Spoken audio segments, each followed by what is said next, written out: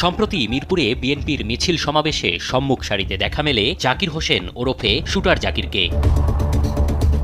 নিজেকে বিএনপি নেতা হিসেবে জাহির করা একসময়ের যুবলীগ নেতা জাকির হোসেন এখন মিরপুরের ট্যাকের বাড়ি এলাকার এক ত্রাসের নাম। কদিন আগে চাঁদা না দেয়ায় দলবল নিয়ে সাগুপ্তা এলাকায় এমন তাণ্ডব চালান জাকির। পা কেটে নেয়ার চেষ্টা করেন তাসকিন নামের এ যুবকের। এমন নারকীয় ঘটনার বিচারে মামলা করা তো দূরে থাক, এখন প্রাণ ভয়ে আছে পুরো পরিবার। আমি ঘরে বিছনায় পড়ে আছি প্রায় 18-20 দিন মতো।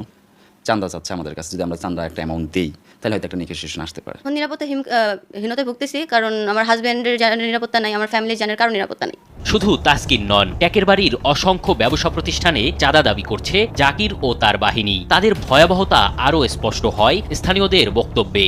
এখন নতুন করে অন্য কারাকে চিনি না, ওরা হিসাব বলে ওদের বাড়া দেওয়ার জন্য লোকগুলো পাঠা দেয়। তখন লোকগুলো আমরা জিজ্ঞেস করি, তখন কয়েক ভাই পাঠাইছে, কি পাঠাইছে, জাকির ভাই পাঠাইছে। কিছু জন্য পাঠাইছে, কয়েক দোকানপাট এখন আমরা চাঁদা খাবো। ওনার আসতে বলে গেছে, মোটরসাইকেল নিয়ে আসছে, কয়েকবারই আসছে, বেশ কয়েকবার আসছে, আচ্ছা বলে গেছে। যাওয়ার পরে আমরা যে পক্ষ থেকে আমরা ভাড়া নিচ্ছি আমরা ওনাদেরকে জানাইছি। বেরিয়ে আসে বর্তমানে বিএনপি নেতা হয়ে ওঠা জাকির হোসেনের আসল রূপ। আওয়ামী সরকার পতনের আগ মুহূর্ত পর্যন্ত তিনি ছিলেন যুবলীগ নেতা। 4 আগস্ট পর্যন্ত হাসিনার পক্ষে বের করা মিছিলেও ছিলেন সম্মুখ সারিতে। কিভাবে রাতারাতি আওয়ামী লীগ থেকে বনে গেলেন বিএনপি নেতা জানতে এবার শুটার জাকিরের মুখোমুখি হতে চাই আমরা। বাড়িতে নেই জাকির। তার স্ত্রীর মোবাইল ফোন থেকে চাঁদাবাজি ও রাজনৈতিক পরিচয় জানতে চাইলে ক্ষিপ্ত হয়ে ওঠে জাকির। আওয়ামী লীগের ক্ষমতাকালে আপনি আওয়ামী লীগের হয়ে মিছিল মিটিংয়ে অংশগ্রহণ কেন করতেন তাহলে? না, আপনি যে প্রশ্নটা আমাকে করতেছেন এই প্রশ্নটা কি করার অত অধিকার আপনার আছে? কেন নাই? আচ্ছা, আপনি কিসের ভিত্তিতে আপনি আমাকে এই প্রশ্নটা করতেছেন? আমি যেটা দেখেছি সেটাই আপনাকে বলেছি।